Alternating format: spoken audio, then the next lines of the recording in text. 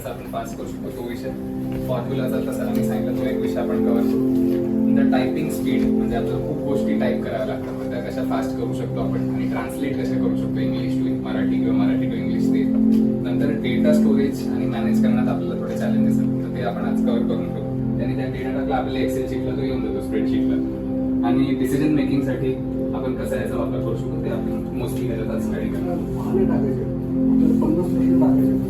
करू शकतो टाईप करण्यात मॅन्युअली तर टाईम करणार, हीच गोष्ट आपण ऑटोमॅटिक ट्रान्सक्राईब करू शकतो एआयचं मध्ये.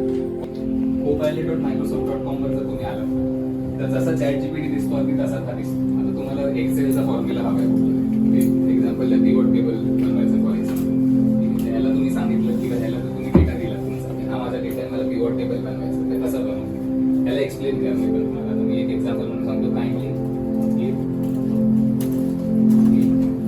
Formula for steps for pivot table, formula नाही पिव्होटला, steps for creating pivot table in Excel. बरोबर, मी फक्त इथे कसं आपण प्रॉम्प्ट देतो तसं दिला, त्याला म्हटलं स्टेप्स दे, मला तो स्टेप बाय स्टेप पूर्ण गाईड करेल विथ फॉर्म्युला, तर काय फॉर्म्युला असेल त्या गोष्टी.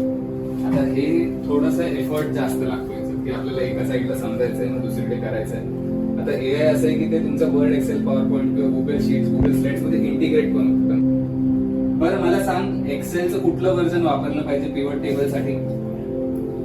पिव्होट टेबल बनवण्यासाठी एक्सेलच्या 2010 किंवा त्यानंतरच्या कोणत्याही आवृत्तीचा वापर करू शकता.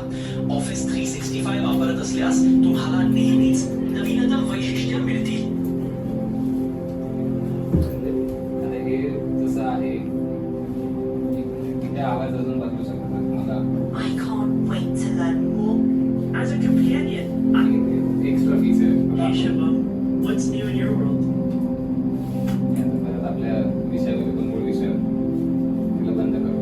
तर इथे टेक्स्टचा म्हणजे ऑडिओचा ऑप्शन आहे. ठीक आहे, जसं आपण ChatGPT वर ज्यांनी ट्रेनिंग केलं त्यांना ChatGPT दाखवलं होतं, तर काही मॉडेल्स मध्ये हे छान आलंय. दुसरं म्हणजे तुमच्याकडे PDF आहे, अपलोड करून तुम्हाला जर समजा करायचं किंवा एखादा स्नॅपशॉट आहे, जसं आता हा टेबल आहे, मला पूर्ण डेटा नाही द्यायचा आहे, कॉन्फिडेन्शियल डेटा मला, पण समजा काही फील्ड्स मी दाखवू शकतो यायला, त्याचे ते दाखवल्याने काय असं खूप फरक नाही पडत. तुम्ही त्याला दाखवून इमेज दाखवून समजून विचारू शकता की हे माझा विषय मी कसा सॉल्व्ह करू. समजा मी हा डेटा घेतला, माझ्याकडे एक रँडम डेटा आहे,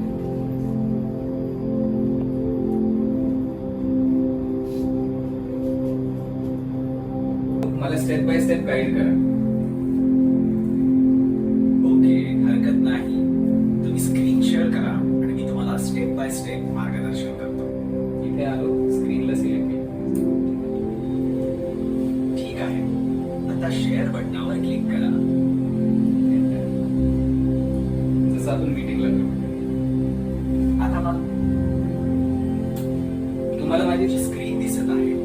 आता एक्सेल उघडा. आता पाय चार्ट साठी डेटा एंटर करा.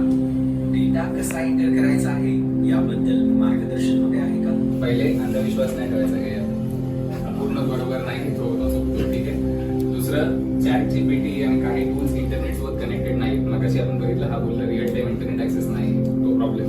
सो काही वेळेला ह्यांचं नॉलेज 2023 पर्यंतच आहे, म्हणजे त्याला माहितीच 2023 पर्यंत. जर 25 मधला आपण काय विचारलं तर नाही सांगू शकतो. तर दुसरा हा एक प्रॉब्लेम आहे भरपूर AI